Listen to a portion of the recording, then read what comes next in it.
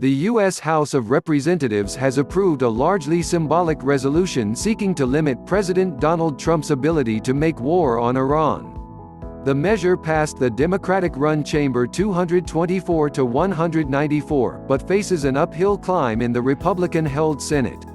It aims to mandate congressional approval for any conflict with Iran, except in cases of an imminent attack against the U.S.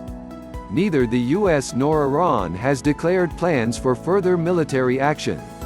Iran this week fired missiles at Iraqi bases housing American forces, injuring no one, after the U.S. last week killed a senior Iranian commander in a Baghdad drone strike. Thursday's measure directed the president to terminate the use of United States armed forces against Iran unless granted congressional authorization. It offered an exception when necessary to defend against an imminent armed attack. Even if the House measure cleared Congress, it would not face a potential Trump veto because it is known as a concurrent resolution, which does not require a presidential signature. The proposal cited the 1973 War Powers Act, which granted Congress the ability to check the president's power to commit the U.S. to armed conflict. But legal questions remain unresolved as to whether Congress can use a concurrent resolution to bind the president. The Democratic leader of the House, Speaker Nancy Pelosi, said earlier on Thursday she did not believe Mr. Trump had made the U.S. safer after last week's drone strike that killed Iranian commander Qasem Soleimani. House Republican leader Kevin McCarthy of California called the resolution a meaningless vote, while Republican House Whip Steve Scalise dismissed it as a press release. Mr. Trump, a Republican, had tweeted that he hoped all House Republicans will vote against crazy Nancy Pelosi's War Powers resolution. He also made a new claim about the intelligence behind the air raid, telling reporters at the White House the Iranians were looking to blow up our embassy in Iraq.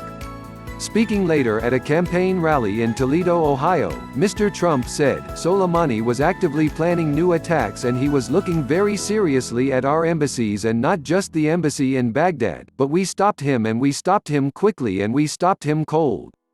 The War Powers resolution gathered momentum after a congressional briefing on Wednesday by administration officials seeking to justify the attack. Following the briefing by the Secretary of State, Defense Secretary and CIA Director, two Republican senators broke ranks.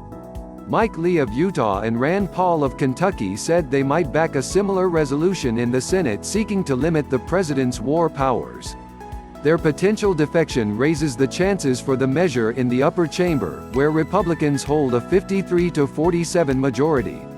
Mr. Lee told reporters it was the worst briefing I've seen, at least on a military issue, in the 9 years I've served. He said the administration officials had asked them not even to debate the president's authority to strike Iran. He described their approach as un-American and insane. But most Republicans lawmakers have stood by the president. Doug Collins of Georgia claimed Democrats were in love with terrorists and grieving more for Soleimani than for U.S. service personnel killed by the Iranian commander. They mourn Soleimani more than they mourn our Gold Star families who are the ones who suffered under Soleimani, he told Fox News. Please subscribe our YouTube channel Listen News Here.